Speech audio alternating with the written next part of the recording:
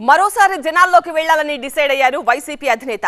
అయితే అందుకు కాస్త సమయం పడుతుందన్న జగన్ ఆలోపు పార్టీ నేతలు ప్రజల తరపున పోరాటం చేయాలని పిలుపునిచ్చారు. కలిసి పనిచేస్తే 5 ఏళ్ల తర్వాత పార్టీ అధికారంలోకి వస్తుందని ప్రజాప్రతినిధుల్లో భరోసా నింపారు. ఎవరెన్ని కుట్రలు చేసినా తన పాలనలో జరిగిన మంచి ప్రజలకు ఎప్పటికీ గుర్తుండిపోతుందని స్పష్టం చేశారు.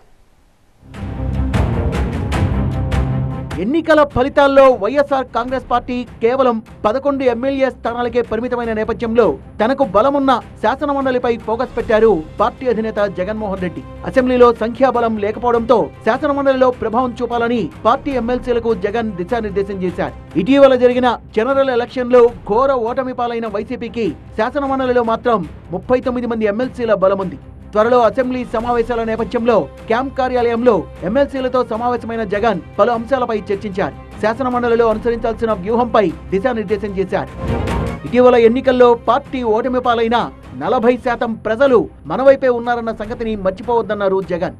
వైసీపీ ప్రభుత్వం చేసిన మంచి ఇప్పటికీ ప్రజలకు గుర్తుందని, ఎన్నికల ఫలితాలు శకుని పాచికల మాదిరిగా ఉన్నాయన్న జగన్ ఈవీఎంల వ్యవహారంపై దేశవ్యాప్తంగా చర్చ జరగాలన్నారు. ప్రస్తుతం టీడీపీ, బీజేపీ, జనసేనల హనీమూన్ నడుస్తోందని, వారికి కాస్త గడువిచ్చి ఆ తర్వాత గట్టిగా పోరాటం చేద్దామని పార్టీ నేతలకు పిలుపునిచ్చారు. రాబోయే రోజుల్లో యాక్టివిటీ లెవెల్స్ అనేది ఆటోమేటిక్లీ పెరుగుతాయి.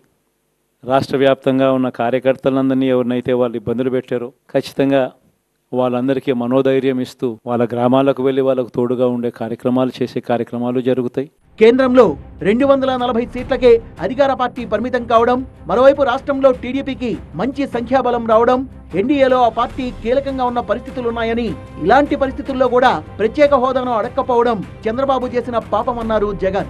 ఇలాంటి పరిస్థితుల్లో కూడా ప్రత్యేక హోదా అడక్కపోతే రాష్ట్రంలో యువత చంద్రబాబును క్షమించరని స్పష్టం చేశారు. బహుశా కేంద్రం ఈ రకమైన కేంద్రంలో ఈ రకమైన పరిస్థితులు బహుశా ఎప్పుడు ఉండిండవేమో. ఈ రకంగా కేంద్రంలో 240 ఎంపీలు మాత్రమే వచ్చిన పరిస్థితులు, రాష్ట్రంలో ఏకంగా వీళ్ళకు కూడా ఈ మాదిరిగా మంచి నెంబర్లు వచ్చిన పరిస్థితులు, ఎన్డీఏలో మళ్ళీ చక్రం తిప్పుతా ఉన్న పరిస్థితులు, ఇలాంటి పరిస్థితుల్లో కూడా ప్రత్యేక హోదాను అడక్కపోవడం చంద్రబాబు చేసిన మరో పాపానికి కూడా మరో నాంది.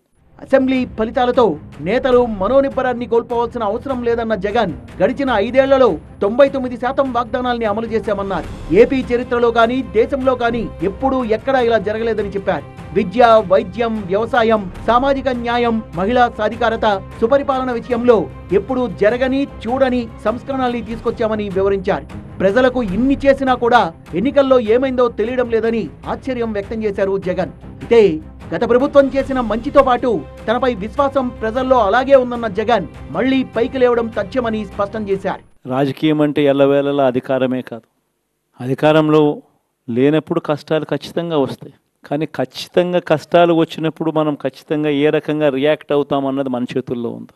విలువలు, విశ్వసనీయత లేని మనిషిగా రాజకీయాలు చేద్దామా, లేదా కష్టాలు వచ్చినప్పుడు ఆ కష్టాలను ఎదుర్కొని హుందాగా నిలబడుతూ మళ్ళీ 5 సంవత్సరాలు కళ్ళు మూసుకుంటే 5 సంవత్సరాలు అయిపోతాయి, మళ్ళీ 5 సంవత్సరాల తర్వాత మన పాలన వస్తుంది, మన ప్రభుత్వం వస్తుంది, అప్పుడు మళ్ళీ మనమే ఆందోళన ఎక్కుతామన్నది కూడా గుర్తుపెట్టుకొని అడుగులు వేస్తామా అన్నది మనలో ప్రతి ఒక్కరూ కూడా ఆలోచన చేసుకోవాలి. అసెంబ్లీలో వైసీపీకున్న బలం ప్రకారం ప్రతిపక్ష హోదా ఇస్తారా లేదా అన్నది సందేహమే అన్న జగన్ వైసీపీ నేతలపై టీడీపీ దాడులు చేస్తోందని ఆరోపించారు. దాడులకు గురైన కార్యకర్తల్లో ధైర్యాన్ని నింపే కార్యక్రమం చేపడతామని, రాబోయే రోజుల్లో ప్రజల్లోకి వెళ్లే కార్యక్రమాలు ముమ్మరమవుతాయని చెప్పారు.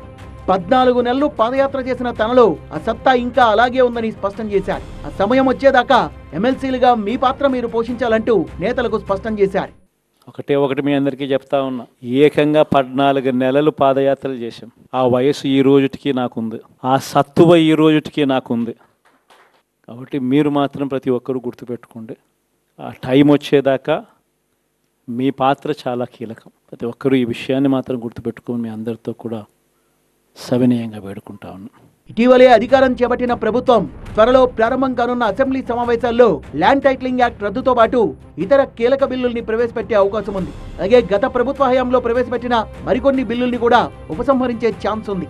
ఈ క్రమంలో శాసనసభలో బలం లేకపోయినా మండలిలో ఉన్న బలంతో ఆయా బిల్లుల విషయంలో ప్రభుత్వ నిర్ణయాన్ని ప్రశ్నిస్తూ ప్రతిఘటనకు అవకాశం ఉంటుంది. అలాగే అధికార పార్టీ ప్రవేశపెట్టిన బిల్లులు ఆమోదం పొందాలంటే మండలిలో తగినంత బలం ఉండాలి. ఈ క్రమంలో ప్రలోభాలకు లోను కాకుండా ప్రజా సమస్యలపై పోరాడాలని ఎమ్మెల్సీలకు పిలుపునిచ్చారు జగన్.